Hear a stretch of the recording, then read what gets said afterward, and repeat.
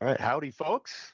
My name is John Toivonen, um, and I'm here to share my survivor story here with Aortic Hope and all you people out there listening and watching in on YouTube Live. And I know I've shared my story before, and there may have been some people that have seen it before. So this is kind of a catch up to um, where I'm at now and some of the things that have happened to me since I shared my last story. So I'm going to go over everything with you here, and hopefully at the end there'll be some time for questions or anything like that. And I'm here and available and ready to talk. So I'll just get right into it. So once again, my name is John Toivonen.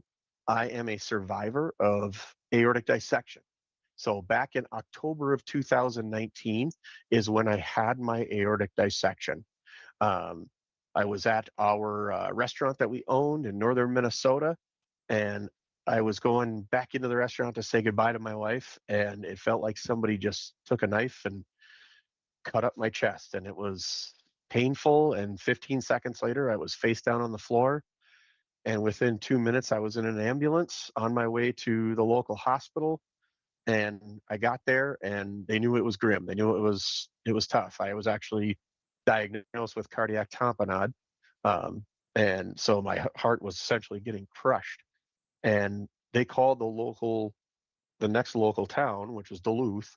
They called the Essentia St. Mary's over there, the hospital over there. That's where they do a lot of these surgeries. And they weren't going to send the helicopter because they didn't think I was going to make it. So they were able to get me into the helicopter, get me packed in, talked them into sending the helicopter, and I got life flighted to Duluth. I went through an 11-hour surgery, had my my ascending aortic sleeve down to my aortic root replaced with a grafted aorta.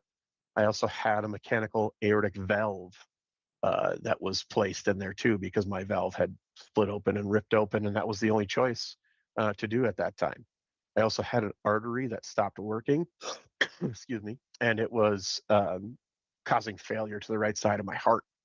So they had to bypass that.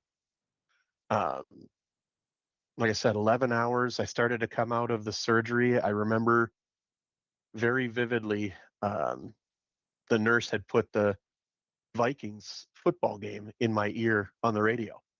And it was just going into the fourth quarter. And she said, at the end of the game, we'll take this tube out. And so I knew I was coming out of it. And so I just listened to the game, and I was alive. I had lots of tubes coming out of me, and man, it was pretty scary, but I came out alive. And so from there, it was, kind of a grueling healing process. It was over, November, December, into the first of the year. Well, towards the middle of December, I started to feel sick. I got really sick, really, really badly sick with an upper respiratory infection, which actually COVID was starting right around that time as well. So who knows what I had at that point in time, but I started to feel really off.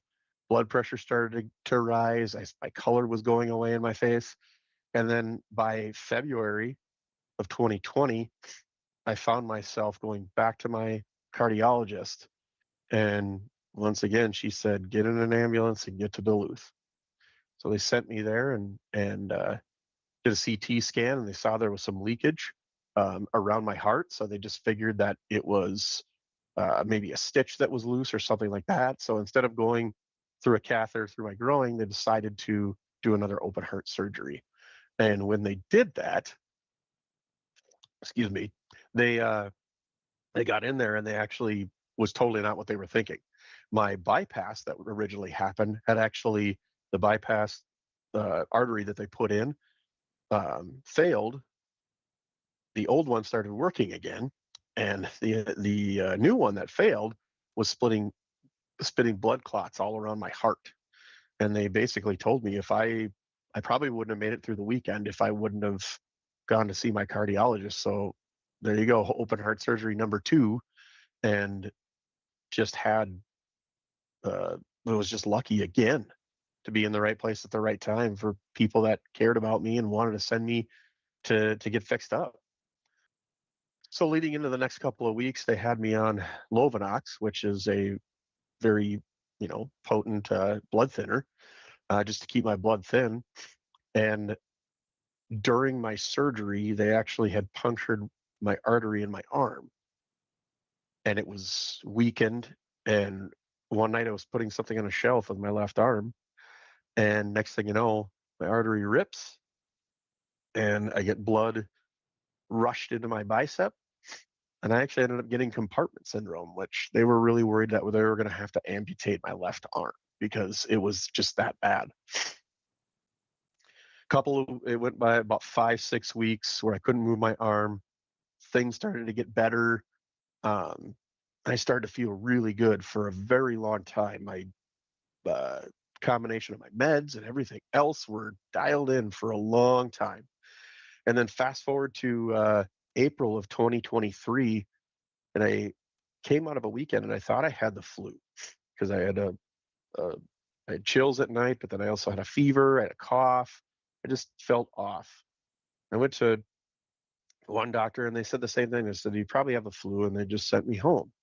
Well, then I went to the ER and they were concerned and said, "See your cardiologist again."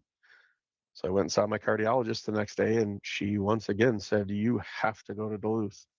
There's something wrong." So I went to Duluth, and this is where, up until now, my last story I shared already. So now we're at the new part of this story.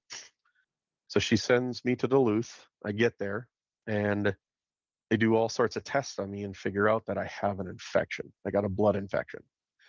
Um, and they did a PET scan on me to find out if there was any sort of collection of infection around my heart. And sure enough, it was there. And they actually figured out through CT scans and um, echocardiograms that I actually had a abscess that grew on my aortic root as well. So the only option was surgery, and that option included taking the grafted uh, aorta out, taking the mechanical valve out, and replacing it with cadaver parts. So from there, they sent me from Duluth down to Abbott Northwestern down in Minneapolis. It's one of the premier, heart institutes in Minnesota. And the reason they had to send me there is because I had to end up being on what's called ECMO. So it's a machine that essentially runs your lungs, runs your body. Um, and it's about 50% of people make it out of ECMO. So it was looking pretty grim. So they got me into surgery about a week after that. And through that surgery, it was a grueling one. It was 20 hours. They figured it was only supposed to be about 8. It ended up being 20. It took about 11 hours to clean up all the scar tissue in my chest, which they basically just said it was sticky. It was really, really sticky. Surgeon said it was the stickiest chest he'd ever seen. Looks like hamburger. Well, while they're doing the surgery, they pulled my pulmonary artery out and had to massage my heart to keep me alive. And so then they had to replace that artery. Once they got everything in and got me stable after the surgery, I spent the next 4 days on ECMO, and they left my chest open because they had to keep going back in and adjusting things. So they kept me out for quite a few days. My surgery was on a Tuesday, and they brought me back out of, excuse me, sedation. I finally woke up on Sunday in the ICU, and um, it was pretty bad. Um, the outlook was not very good for me for a very long time coming out of that. While in the ICU, I had really, really bad ICU delirium. For anybody that has ever experienced it, it's not fun. Sometimes, like one of the doctors there said, "Oh yeah, we had somebody that would see little kittens and cats playing." Well, that's not what I saw. There was a lot of bad things I saw and a lot of scary things, and it was pretty. I was living a live nightmare. So they got me out of ICU as soon as they could and got me onto the regular cardiac floor. Still had to spend about a week there. They still had to have machines running my kidneys. I had to do dialysis to wake my kidneys up. A couple of transfusions as well. My iron was low. Um, my hematica and my hemoglobin was low, so they had to get that up. Plus, I had to be on antibiotics, so they had to put a PICC line in me, and I'd be on antibiotics for 6 weeks.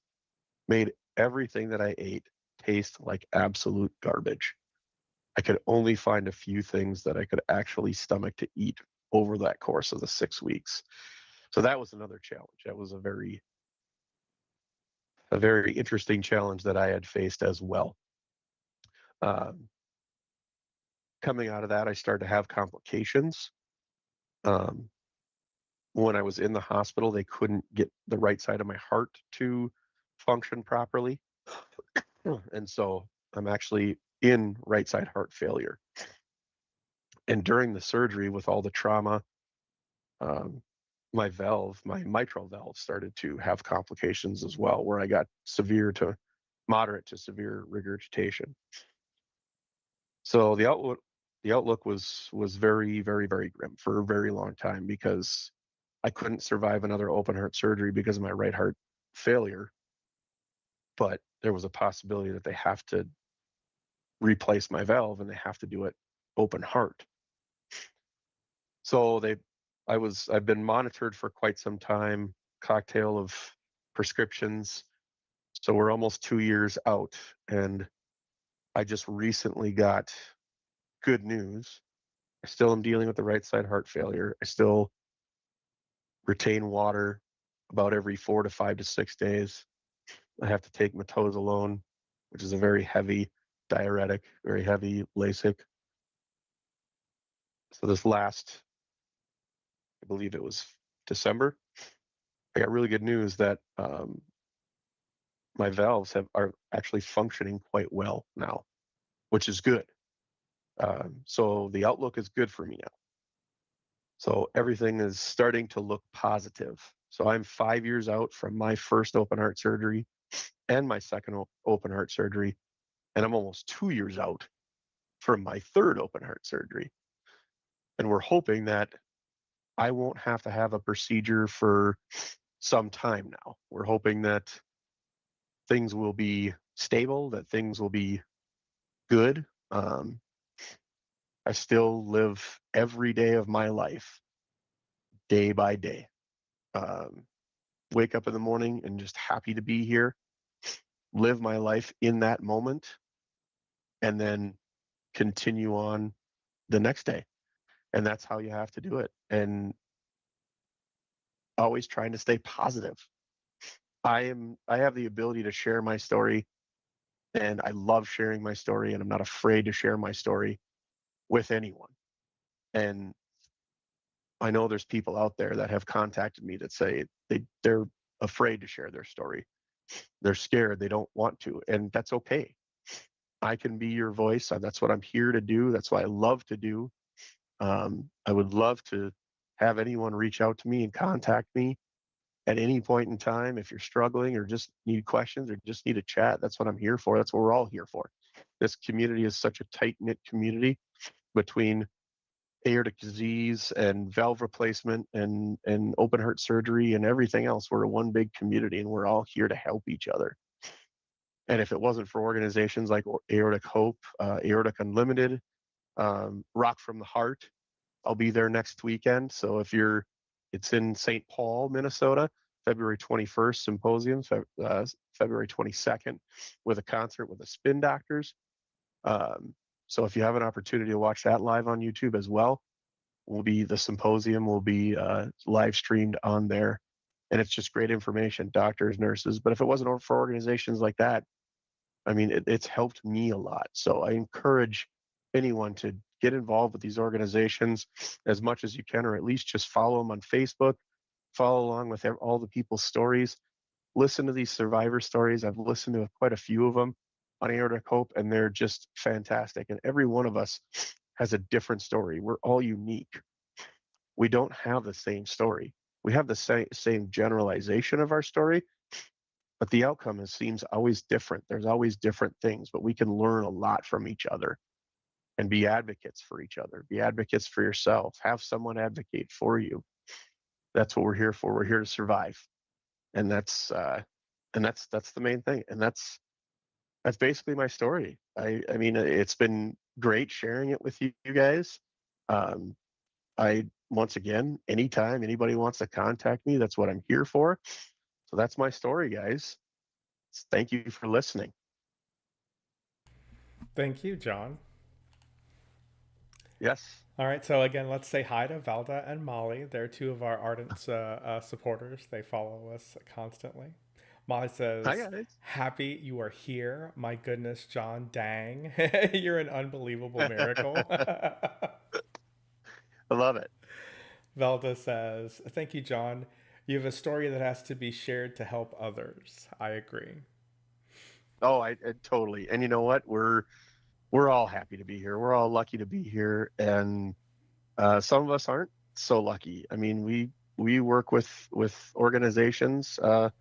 You know, I met a family last year at Rock from the Heart, the Monshaugen family, the Ethan Monshaugen from Moorhead, Minnesota, 16 years old, died of an aortic dissection, went to bed and never woke up. So there's a lot of us that aren't so lucky. So I'm very happy to be here every day Mm-hmm. and get this word out more, because when we turn 18, and I think you probably can agree with this, Josh, and I'm sure that there's a lot of other people that agree with this. When we turn 18, we should have a regular doctor, we should have a cardiologist, we should almost have an oncologist at that point in time, just because of everything that goes on. You can't predict this stuff. You can't detect it unless you are monitored and treated for it and watched for it. And that's what we're striving for, is get the word out there, get as much attention to this as we possibly can, so that when someone comes into the ER and they have cardiac tamponade, they have, these symptoms of an aneurysm or anything like that, that's the first place they go rather than the last place they go. Yeah, I 100% agree with you. Right now, I believe. Well, first, yeah, a moment for Ethan, his story. When um, when Amy sent that to me for some help, I got to give a little bit of help on getting that thing underway and all of that. Mhm. And I got to watch. Again, I do the back end production for messaging back and forth for the YouTube for Rock from the Heart as well. And we're here live, and right after the story comes up, it's Diane Bishop from Aortic Health Unlimited, and she walks up onto the stage, and you could just see. I mean, it broke the audience to hear that story. It did. Yeah, It and did. so it took a soldier's effort to get the show back underway for sure. Well, Very heartfelt moment there. well, and after that is when, after all that, when Diane got it all back together, is when I had to share my story. Yeah, yeah, So I exactly. went on stage right after that, and you could see, if you search my name on YouTube, I mean, you'll see the speech. It took me a second. That was pretty emotional, Yeah. and I got to sit with Ethan's dad and grandma and grandpa Oh and wow. talk with them for Very quite a bit, awesome. and it was touching. It really was a touching story, and I'm hoping to get out to their golf tournament this year so that I Oh, can, that'd be great. interact with them. And so that's another thing, that if you guys are listening out there, Ethan's Heart is is their organization on Facebook. Follow that. Rock from the Heart, Aortic Hope, of course, Aortic Unlimited. There's all sorts of different resources out there on Facebook, and lots of people out there that are sharing great information. So I encourage anyone to, even if you don't have aortic disease or anything like that, this is good information for people. Mm-hmm, mm-hmm. All right, and so let's catch up with the chat here. Um, Velda says, "Thank you, John. You have a story that has to be shared to help others." I've already said that. Molly asks, "Do you have any post-traumatic stress?" You know what? I just got this question asked to me the other day, and yes, I do. Um, because I've been intubated so many times. I don't know if I have like a thinner windpipe but every once in a while, when you get that bubble when you drink something or you eat something and you get something caught in there, it happens quite frequently to me, and it feels like a dissection. Mm. I remember the first time it happened to me, I was freaked out. Immediate panic attack.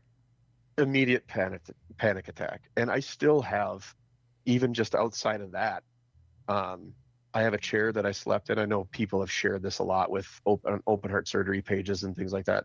I bought a chair the day after I got out of the hospital on my first surgery, electric chair, reclines and everything else.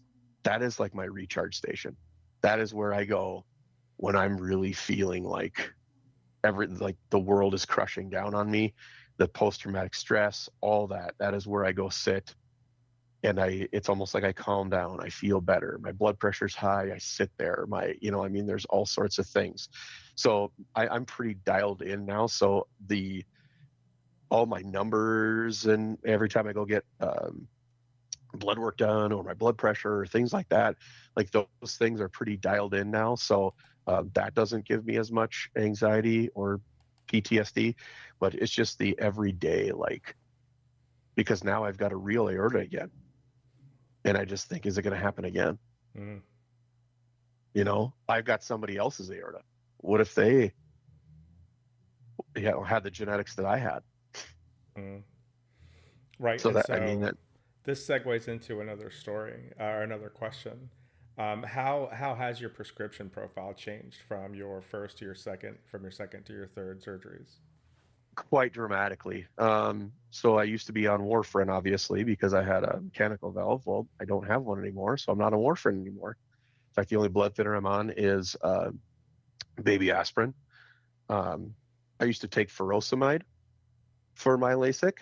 Now I take torsemide, and I take a heavy, heavy dose of torsemide because of my right heart failure. Plus, I also add that metozolone in there, which is it's pretty aggressive. Um, I have to take potassium supplements because of it every day. Um, where I was taking a lot of Corig before, I'm not taking as much anymore because that Corig makes me feel like garbage now. Mm. I went through a period where they had me on a high dose, and I felt like garbage for 4 months. And we couldn't figure it out until I ran out of my dose and had to bump back to my old dose. And all of a sudden, miraculously, I started to feel better. We figured it out, adjusted my meds. I felt great ever since.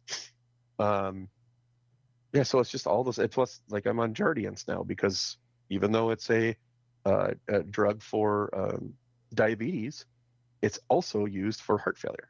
Mm. So we're trying to get that combination of where my valves can slow down, my blood pressure can slow down, but also yet promote pumping on the right side of my heart. Okay. Mm. Mm. So that's another, like you talked about earlier, like everyone's different. That's totally different for me and probably for anybody else too. Yeah. Yeah. Wildly different. When it comes to self advocacy, as you were experiencing the difference or the changes in the prescriptions, how long did you endure before you went back and asked your questions for adjustments? Um, pretty quickly. There's some that I had, like they got me on losartan, and my blood pressure dropped so low that I couldn't handle it. So I immediately contacted, um, and I stopped it. I mean, that was a choice of mine. I'm like, I know this is what's happening. Contacted my cardiologist, agreed, we stopped it. Um, and so it's been pretty quick. The whole, when I was feeling not too good for 4 months, we didn't realize that was medication. If I would have known, we definitely would have done something. But it seems like any time that a med is not working, I'm pretty quick on it, and I will. I mean, they'll suggest meds, and I'll tell them no, or I'll tell them yes, or I mean, that's the best part about it, is that people don't realize is that when your cardiologist should be your partner. They shouldn't be your dictator. You know what I mean? They do know what these drugs do. They do know what they're used for, but you're the one that knows how you feel and what your body goes through and what your body can handle. And that's what my cardiologists, my valve people, I've got doctors here in Grand Rapids. I got doctors in Duluth. I got doctors down in the cities. So we're all one big flow together, and it's a dance, and they lead it, but I'm definitely am there to say yes or no if something's working or not working. Mm. Managing the communication lines between the different doctors. Is there a shared platform where they share notes? Like I hear a lot of people talk about the Epic system. Yep, and they're both on Epic. It's just they're a little bit different between the two hospitals, but they do get the communications between each other, and they read them, of course. Um, and so that's been good. That's been really good. Is that communication is there, and my team up here is really good about over communicating with that team at Abbott. Um, and I just switched my cardiologist or my cardiologist slash valve person at Abbott just because we jived better. That's the other thing is if you're not jiving with your doctor, you don't have to keep him anymore. So I jived with him much better. He did some tests for me, and I was like, I want to work with him, and so that's what we've been doing, and he's been great. Yeah. Okay, let's check in with chat here. Molly Sure. says you tell a fantastic account of your story, and as you were describing your safe space, she goes, "Your little safe place." It is. It's my little safe place, and um, my daughter likes to sleep in it. Mm. She likes to she doesn't like her bed. She likes to just lay out on that chair and sleep in it. And I totally agree with her. I slept in it for months and months and months. Mm. It's great. Um, so yeah, it is definitely my little safe space. I like that. I'll keep that thing forever. I don't care if I'll Oh no, reupholster it. she calls it your safe place in the chat. Oh, safe place. Gotcha. Yeah, yeah, Safe yeah. place. All right. All right. Right. Well, I can get with that. Yep. And It is I think definitely it my safe works on place. both accounts for sure. Yeah, But absolutely. sleep, right? That's also an interesting one. Obviously you find it comfortable sleeping there, but how is sleep in general? Do you find it sometimes troubling just getting to sleep? Do you get high anxiety Uh, right before bed? yeah, terrible. I Mm-hmm. mean, I fall asleep well, but I wake up a lot. Um, I've been getting a little bit better sleep now, I think because of the meds that I'm on. But I have lots of trouble sleeping at night. I'll wake up in the middle of the night and I'll be up for 3 hours Mm. and then fall back asleep, or I'll wake up at 5 in the morning and I won't be able to get back to sleep. Um, I mean, it is what it is. Or I fall asleep at 10 o'clock and I wake up at midnight and then I'm wide awake for 3 hours. And it's a battle. It definitely is. And it's been like that for quite some time. And Yeah. I'm just trying to figure out what I can do to make that better. I've you hear the term life hacks, right? And Yep. so, one of the life hacks of pet owners, people who walk dogs, especially if they get in the habit of walking them in the morning, it turns out that getting outside in the early morning is a kind of a setting of your circadian rhythm or something like that. Okay. And Yep. so, that's why some people are just, it's so much easier for them to be morning people because they get up, they have this obligation. And they don't just let the dog out and go right back to bed. They don't have a doggy door. They do the ritual, feed the puppy, you know, get the collar on, the leash is there, get outside, yawning, walking, but you're outside. And then, right at the end of the day, you do the same thing. You go out, it's nighttime, you walk your dog, and then that's like the last thing you're going to do. Then you're tucking in. And so there's this morning Sure. ritual, evening ritual, but more importantly, it's what your eyes are registering. It's like it's soaking in light. It's telling your brain, hey, it's light time, it's going up now, you know? I've heard a lot of people have very, very good responses to giving that a shot, even not having a puppy, but just standing outside, right on your deck, right on your porch, just taking in the morning, maybe sipping on some coffee. and ideally you want to get out there for about 12 to 15 minutes. Sure. Yeah. And during the summer, I do that all the time. Right. Right now it's 9 degrees and it snowed overnight. So 9 degrees. it's a little harder up here sometimes. I mean, we've had a pretty bad cold snap, but yeah, I totally agree. How I your think people up there getting, with your cold plunges. I hear stories. you know what, honestly, nah, not for me. I've done it once and I'll never do it again, especially with my heart condition. I will never do it again. Yeah, yeah. It's even though my people, I'm Finnish, my people, they do that all the time. Mm-hmm. Not me, man. There's no way I could do that. Like I said, I did it once and I thought I was going to pass out. I'm like, nope, never, never again. Right on. All right, so tell me a little bit about how you and Diane Bishop started to work together with Aortic Unlimited. Yeah. So Diane and I have been seeing each other at Rock from the Heart the last couple of times, and she's seen me speak, and and we were just chatting the last one. She's like, I want to work with you. I want you to work with me. Like, let's do this. I need some help. And so that's where we're kind of at right now. We're kind of going slow with it because obviously she lives, down in Alabama and I live in northern Minnesota. So it's really hard for us to stay connected on that. But we're working through it. So we'll chat at Rock from the Heart next week, um, which I actually volunteer for them as well. I'm on the event committee. So with Amy, who is fantastic as well. I mean, these people are just go-getters, and I just love them. I love their energy. And so yeah, so it's been great connecting with Diane and Amy and all those guys, just because it's so easy to feed off of what they're doing. I agree, they are. Amy is a force to reckon with for sure. She definitely She is. put this whole she just shoulders it. She shoulders the burden and she pushes everybody kind of forward. And she's a force to be reckoned with. She's great. Her and Karen have so much in common. Yeah. Yes. Um, all right. I'm not sure that I have any further questions. Chat seems to be a little quiet. All If right. Usually when we're doing the Survivor Series, one of the last things that I have in there for people that don't already have a story prepared is do you have any advice for somebody who's newly diagnosed or just out of their surgery? Yes, absolutely. I wish they wrote a book on this stuff, but they really don't.